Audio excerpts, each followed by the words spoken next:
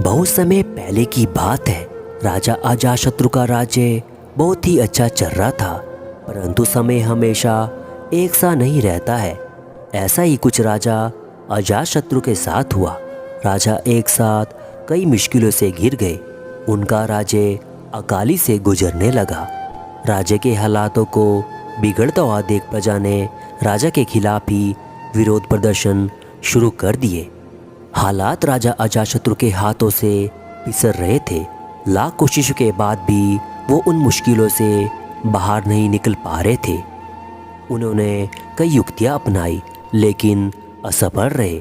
एक दिन उनकी मुलाकात एक तांत्रिक से हुई। राजा ने तांत्रिक को अपनी मुश्किलें बताई। तांत्रिक ने राजा की बातों को पूरे ध्यान से सुना। फिर उसने एक उपाय बताया। तांत्रिक ने कहा, आपको पशु बलि देनी पड़ेगी, तभी आपकी समस्या का समाधान होगा।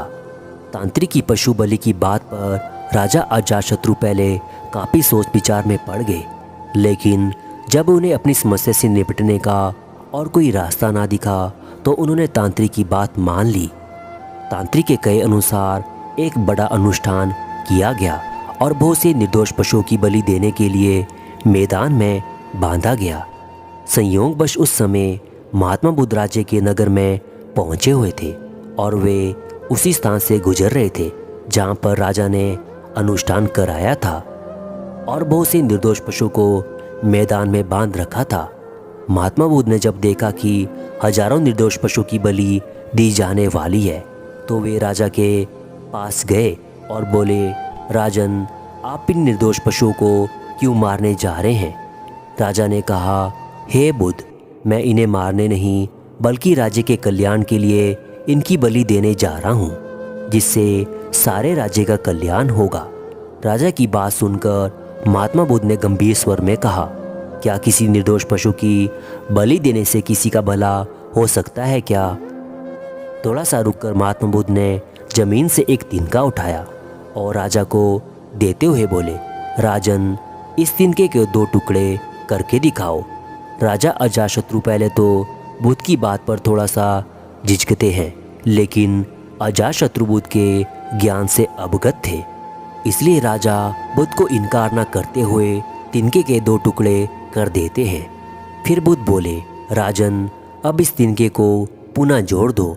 महात्मा बुद्ध की बात सुनकर राजा अजातशत्रु ने संकोचवश कहा, हे बुद्ध, ये आप कैसी बातें कर रहे हैं? इसे तो अब मैं क्या कोई भी नहीं जोड़ सकता। तब बुद्ध राजा को समझाते हुए बोले, राजन, जिस प्रकार तिनके के टूट जाने के बाद आप इसे नहीं जोड़ सकते, ठीक उसी प्रकार से जब आप इन निर्दोष पशु की बलि देंगे तो ये निर्दोष जीव आपके कारण मृत्यु को प्राप्त होंगे और इन्हें आप दोबारा जीवित नहीं कर सकते। अंततः इनके मरने के बाद आपको जीव हत्या का दोष लगेगा और आपकी समस्या कम होने के बजाय और भी अधिक बढ़ जाएगी, क्योंकि किसी भी निर्दोष को मारकर कोई भी व्यक्ति खुशी नहीं रह सकता। तो फिर आपकी समस्या का हल निर्दोष जीव को मारने से कैसे हो सकता है? आप राजा हैं, आपको सोच विचार कर निर्णय लेना चाहिए। आपको इस बात का पूरा ख्याल रखना चाहिए कि आपकी वजह से आपकी प्रजा के किसी भी प्राणी को कोई कष्ट नहीं होना चाहिए। अगर आप सच में अपने राज्य और अपनी समस्या का हल चाहते हो तो अपनी बुद्धि से काम लीजिए। समस्या तो आती जाती रहती हैं, ये हमारे जीवन का अभिन्न अंग है। ये एक कटु सत्य है। जरा विचार कीजिए राजन, अगर पशु की हत्या करने से लोगों को अपनी समस्या का समाधान मिल जाता तो क्या इस पृथ्वी पर एक भी पशु जीवित रह जाता? राजन, समस्या का समाधान बुद्धि से होता है, बलि से नहीं। बुद्ध की बातें सुनकर राजा अजातशत्रु उनके चरणों में गिर पड़े और अपनी भूल की क्षमा मांगने लगे। अजातशत्रु ने ऐलान कर दिया कि अब से उनके राज्य में किसी निर्दोष जीव की हत्या नहीं की जाएगी। महात्मा बुद्ध की इस कहानी को अगर आपने गौर से समझे हो तो ये कहानी आपको 2 सीख सिखाती है। पहली सीख, समस्या हमारे जीवन का अभिन्न अंग है, इसलिए अपने बुरे समय में हमें हताश नहीं होना चाहिए, बल्कि अपने बुद्धि बल से उन समस्या से कैसे निजात पाया जाए इस पर विचार करना चाहिए। दूसरी सीख, किसी को कष्ट देकर आप कभी सुख नहीं प्राप्त कर सकते। तो दोस्तों, अगर आपने ये कहानी पूरी सुनी है तो आपका धन्यवाद।